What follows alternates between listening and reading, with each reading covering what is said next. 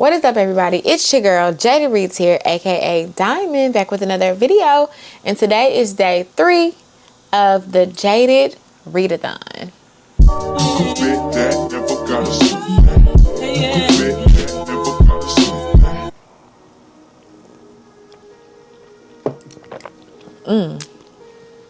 That's a really good cup of coffee.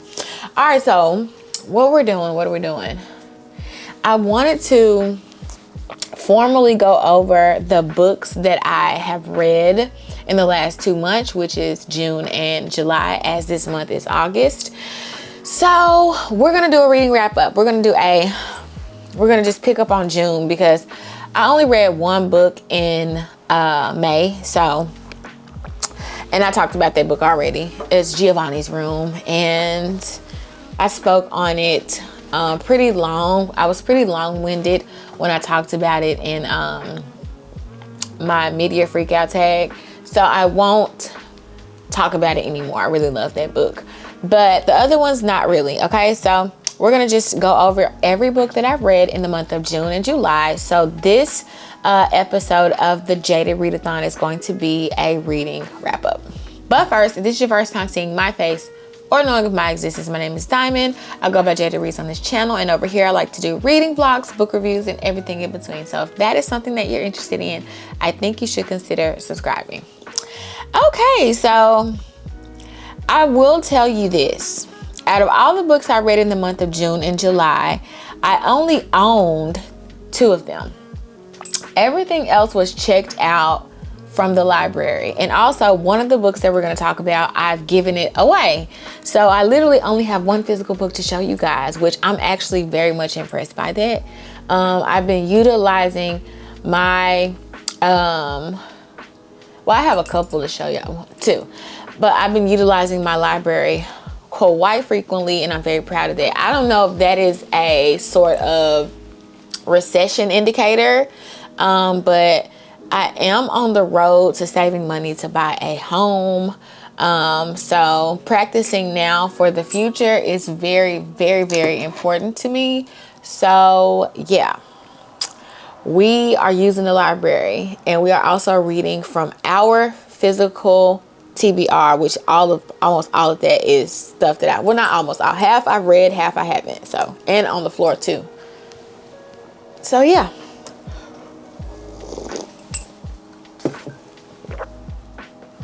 So we are going to just get straight into it. So the first book, and I'm also having some, if I'm talking a little too slow, I'm having mouth problems. My mouth has been hurting really bad because my teeth are moving, and as you guys know, if you watch me, you know I frequently have on, like almost every scene, every video I have on my mouth rubber bands.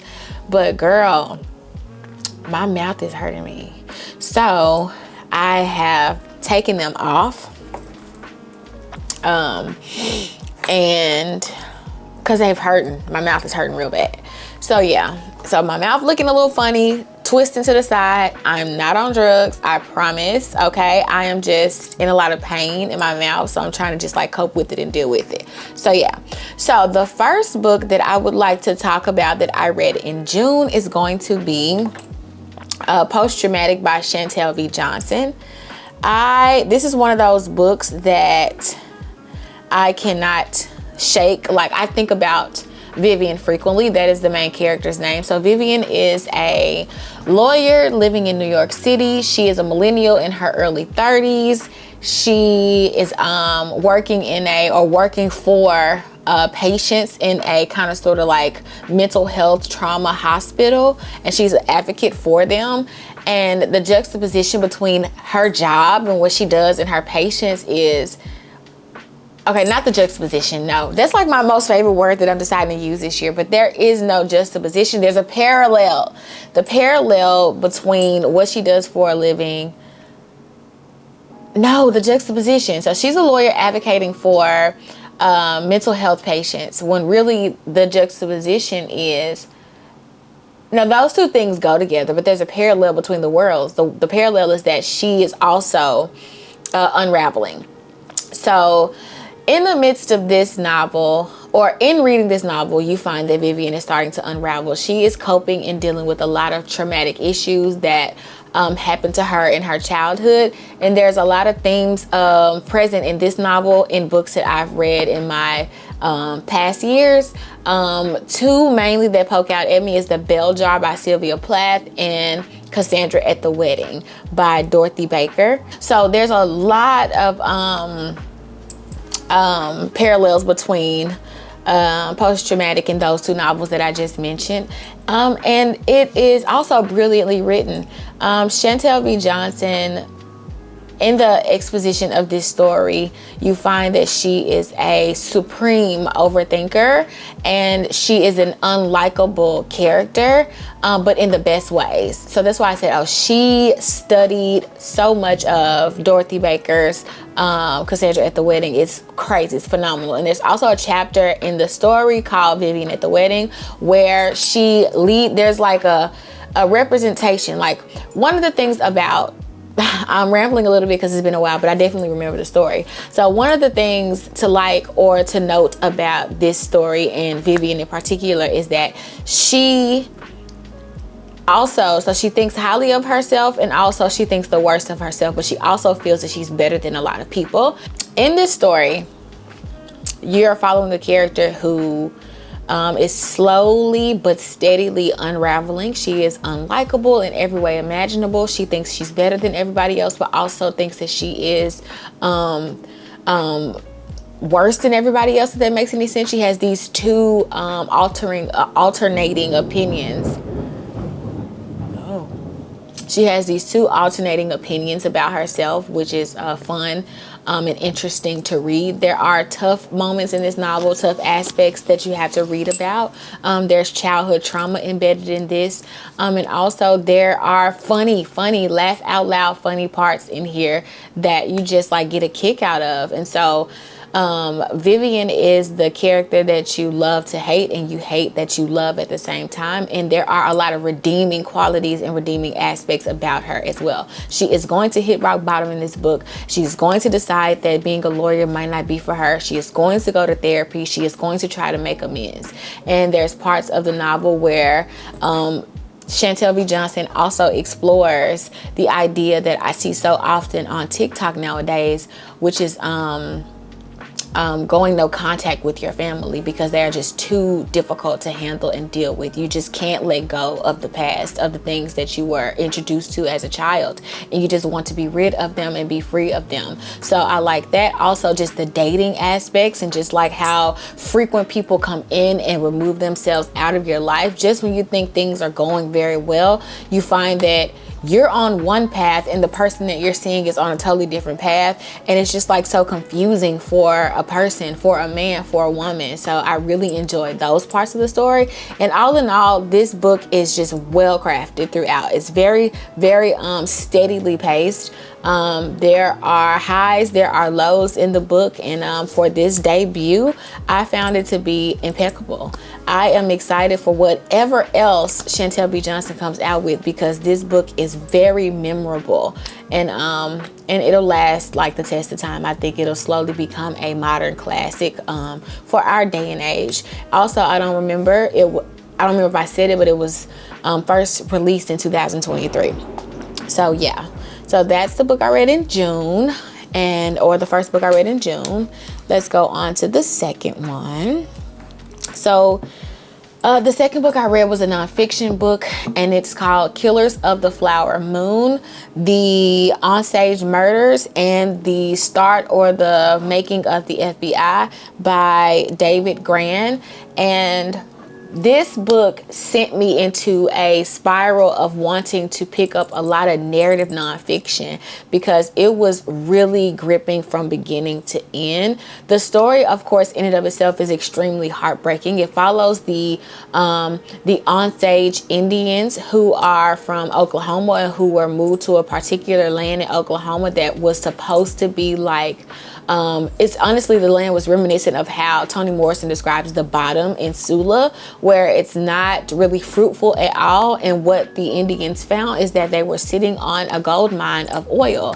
And so there was a lot of fracking there to figure out what's happening and what's going on. And then boom, it was a boom town. And then what you found is that the white people, the colonizers, the white people started to take over and infiltrate the Osage Indian reservation. And if they were not marrying the women, the Osage Indian women, they were put as guardians over the women and the men, because Indians were,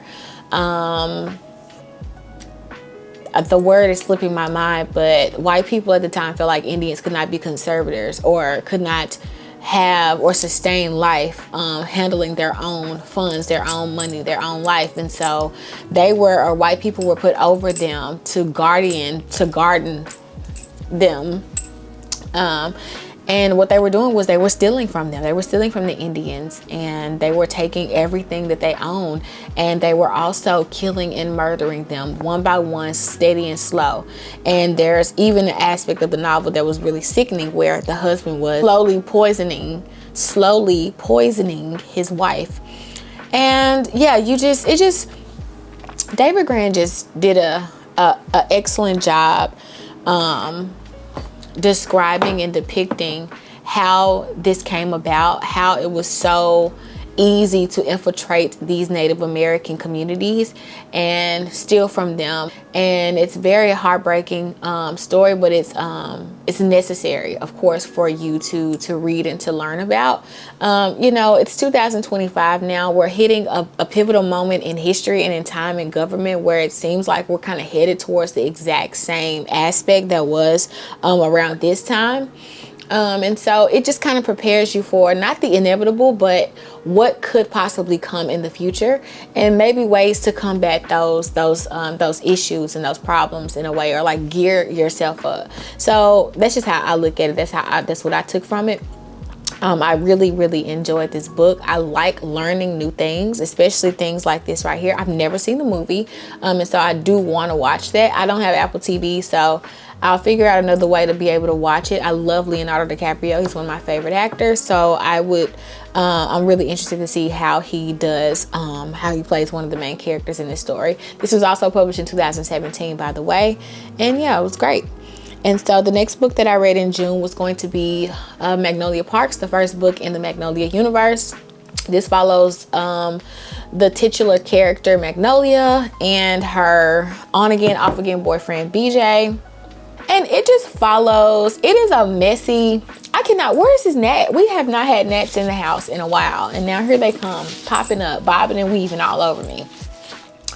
But it just follows the messiness and the drama of two people who are on again, off again, can't get their relationship right, the highs, the lows, the woes, the cheating, the scandal. I really like a lot of the aspects of just like the fashion that Magnolia is into, and I love reading about rich people and rich people doing wild, crazy things.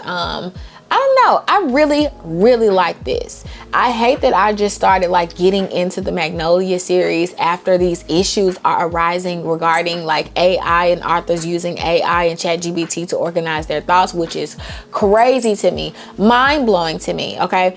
I am not the smartest person in the room. I am not the brightest bulb in the tanning bed, but I do know that I can write a book, quite literally, and I can get my thoughts together, organize them, and focus in on these characters and the themes of a story without ChatGPT. So it's kind of disheartening to think that a person like the author, who is Jessa Hastings, is like defending the use of artificial intelligence when it comes to writing novels. That was very disheartening. So yeah, but I'm still gonna read the rest of the books, but I don't know, I just didn't like that. But all in all, I really like the story. They read very fast and they're really, really great for escapism. So one of the things that I've been needing lately is a lot of escapism, because I've been dealing with a lot of stress. I work a very high stress job. So books that help me escape are very much books that I really need right now. So no judgment, please, but I really am enjoying the Magnolia Park series. I'm going to be reading book 4 really soon. The next book that I read is Perfume, The Story of a Murder by Patrick Susskind. And yeah, girl, it was okay. Like, it's nothing to write home about. It's nothing to write home about.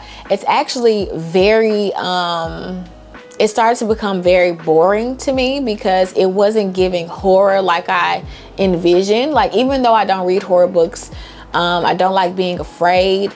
It is something really nice about possibly turning the page and getting freaked out or scared out of your mind. And so I never reached that moment reading this book. It was written very nicely. However, it still wasn't as gripping as I thought that it was going to be.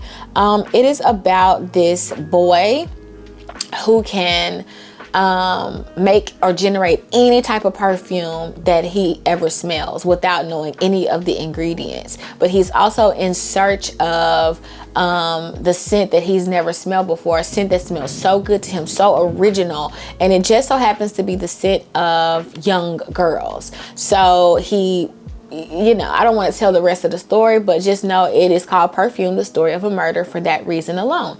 And yeah, he's kind of like magnificent in his own right as far as the things that he can do and how he can craft the perfumes. But he's also described as this like weaselly, nasty, ugly little hunchback of a thing. And there are little moments that are supposed to be funny in here, and they actually are. I did find myself laughing a few times, but all in all, the story is very underwhelming and it is very hyped up, and I don't know where the hype started from, but yeah, I didn't like this book at all. And so yeah, very forgettable. I don't care about it. I didn't care about the characters. So yeah, the next book that I read was book 2 in the Farseer trilogy, Royal Assassin, and I absolutely loved it. We are just continuing on and following the story of Fitz as he matriculates through life, as he grows, as he becomes a strong assassin. We follow the love of his life. It seemed like every other page we were hearing about Molly this, Molly that, Molly dun. So yeah, anyways, the reason why I really liked Royal Assassin so much is because the depiction of a boy growing into a man is done stunningly. It's done extremely well. The crafting of Fitz as just this boy turned teenager turned man, the highs and lows of his life, the woes of feeling like no one wants him, then also falling in love, having sex for the first time. Everything is written extremely tenderly, and I really, really like that. I think that this is a perfect story for like a 16, 17, 18-year-old to like fall into and fall in love with, because the way that Robin Hobb just crafts these characters, I love them all. Boric, I mean, I don't like the king and I don't like his uncles and everybody like that. Like, they're kind of like rubbing me the wrong way. But the way the story is going, the stakes are becoming increasingly higher. And literally the ending had my jaw on the floor, which is why, you know, if you've been watching me, you know that I do have book 3. I don't know what's stopping me. Listen. We're going to get to her, okay? We are going to get to her. But I think what has me extremely afraid is the fact that this is an extremely long book. And also, everybody says that it is probably her most drawn out book in the whole realm of the Elderlings series at large. And they're saying that there's a lot in here that shouldn't be in here. It's so boring for like a third of the book. I don't know. I think that kind of is scaring me a little bit, but the way book 2 ended is just like, girl, you need to get your life together and you need to go ahead and read The Assassin's Quest, because, oh my gosh, like literally tears.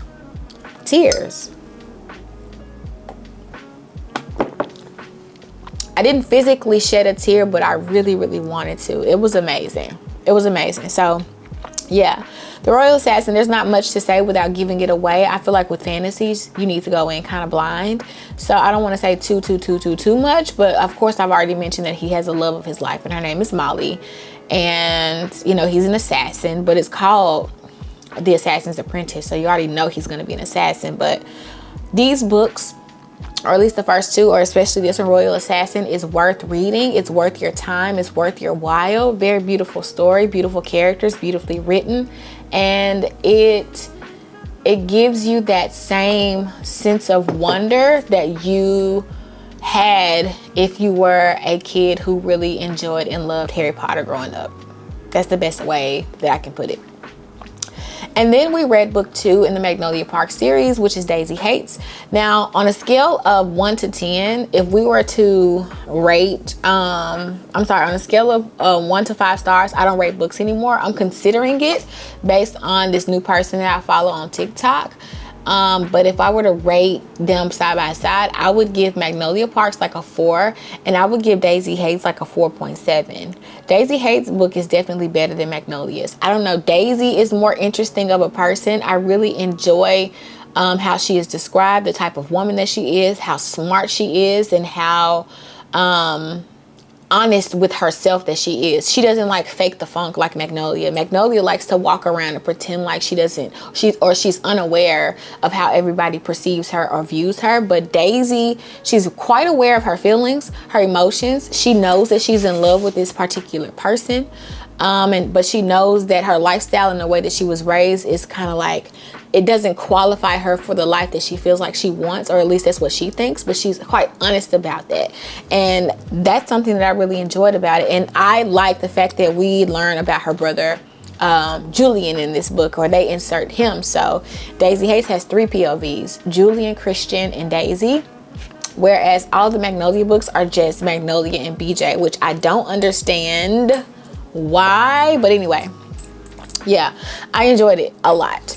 And then we read, literally right after Daisy Hates, we read Magnolia Park's The Long Way Home, and I really like this one. I did. I can't fake it. Like, I like them. The Long Way Home was really good too. It was longer than Magnolia Parks, and it was also longer than Daisy Hates, but I liked it. And once again, we're just following these people, hoping that they figure it out, hoping that they get it together. We learn a lot more about what is happening. So I do understand, or I do not understand, but I do like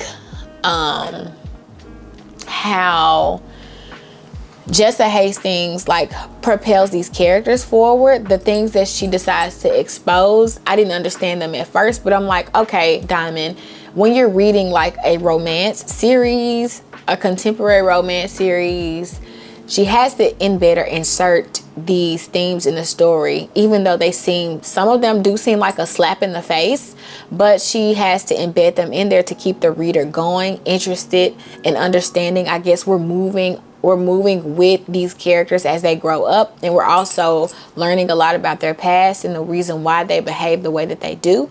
So, you know, that those aspects are a little choppy as they were not introduced to me sooner. I feel like a lot of the themes should have been introduced sooner so that we can kind of like gather more information about what happened and why this is making this character behave the way. But it just seemed like she just smacked you in the face, just bitch slapped you in the face with a lot of the information, and it didn't come off well. But after we got past it, after she revealed it and we got past it, the books were, or The Long Way Home was easier to read, is the best way I can put it, I guess.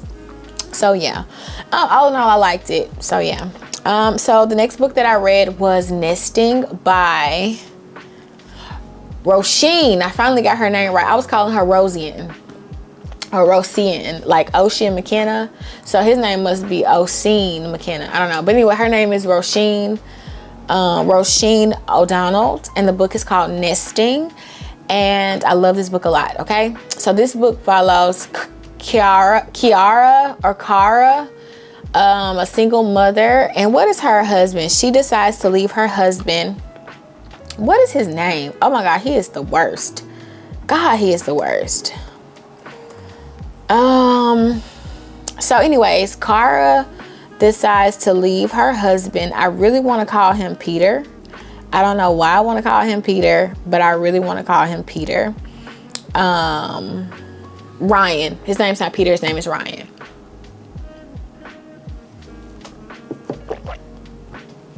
So nesting is about a mother and a wife named Kara.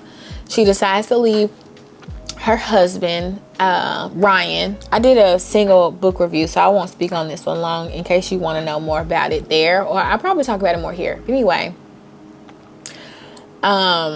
he is abusive to her, a little physical, but it's not described so much as physical, but it's definitely psychological, and it leads into physical and also sexual abuse. You know, like that coercion aspect of abuse where you're not giving verbal consent to having sex. You know, it's just like back in the olden times, women could not say that their husband raped them because that's your husband. It's like he's the owner of you, you're his property. So there's innuendo regarding that aspect of their marriage in the novel, but it's not explicitly stated. But I know that that's what's going on, and you will too if you read Roisin's writing. That is something that is magnificent about this book. There's a huge conversation going on right now about authors and how people are not liking to read anymore or wanting to read anymore because authors are explaining too much and giving too much away. Roisin does not do that. Okay, she leaves it up to you to understand what's happening to Kara in this book. She's not giving every piece of information away, and I really like that. But another aspect of this story that was magnificent is the way that it's written, and is extremely believable. It's almost as if this could be a little bit of auto fiction, because the way that the attention to detail that Miss O'Donnell puts into this story is very intimate. It's a very intimate tale of what it's like to decide abruptly. You've been thinking about it and you finally make the decision to leave. It is so hard. It is so difficult to leave. I have been in this exact same position more than my daughter is. She was 3 years old. She's 11 now. 7 years ago, I was put in the exact same situation. I think that that's why it was so, and that's not why. That's actually not why it's so good to me, because it's so relatable, but because I feel that the carefulness that Roisin has taken in this, and how delicate she was in relaying the message in the story is perfect, and it's spot on. So more about the story. Kara leaves her husband one day, just wakes up and decides to leave, but she had been thinking about it, and of course he's making it extremely difficult for her. She's afraid of him, tremendously afraid of him, and this is a textbook example of a narcissist as well, because that word is getting thrown around, slapped around us so often right now in the media and social media spaces. But Ryan is a distinct character with the exact characteristics of a narcissistic man, and it's done extremely well. I keep on saying how it's done extremely well and not telling you guys about the story, but just know that she has 2 babies and she's pregnant with a 3rd, and she leaves. She has no money. She doesn't want to take any money from her family, and she cannot leave the country that she's in right now. She's Irish. They live in Ireland. However, her parents and her other family lives in England, and she cannot travel to England to be with them and be in a safe space because she's married and she has to have permission from her husband. So we're dealing with that, and she has to go and live in this this hotel for women who don't have enough money to find their own place to stay, and she's just gonna figure out life. Now, I do love that that's the decision that she chose, and she decided that she was gonna get herself out of this mess on her own. So anyways, Nesting is a phenomenal book. It was definitely snubbed. I feel like, ooh, I know I read a couple of books that were in talks of being long listed for the Booker. I'm really proud of myself this year, and I definitely thought that this was one of the books that was going to go, but I was wrong, and that's okay. Sometimes we're not correct. I actually do not plan on reading the long list because of this reason, and none of the books excite me. So if this book had gotten nominated, I was going to read all of the books on the Booker Prize, because I was like, they're getting it right. They got it right. But since this one wasn't, I was like, girl, okay, whatever. I don't care that much. So yeah. Anyway, next book. Next, I read Natural Beauty by Ling Ling Huang. And I have to say I didn't like this book. I didn't like this book at all. This book reminded me, the tone of this book reminded me so much of The Vegetarian by, what is that woman's name? What is that woman's name? Han Kang. I felt like they were so similar in their tone. Not for nothing, I don't know what let's look and see so I can know what I'm talking about. Ling, and that's such a cute name. Ling Ling Huang.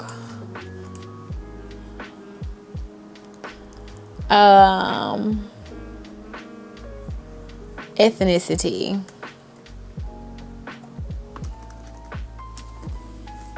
So Ling Ling Huang is Asian American.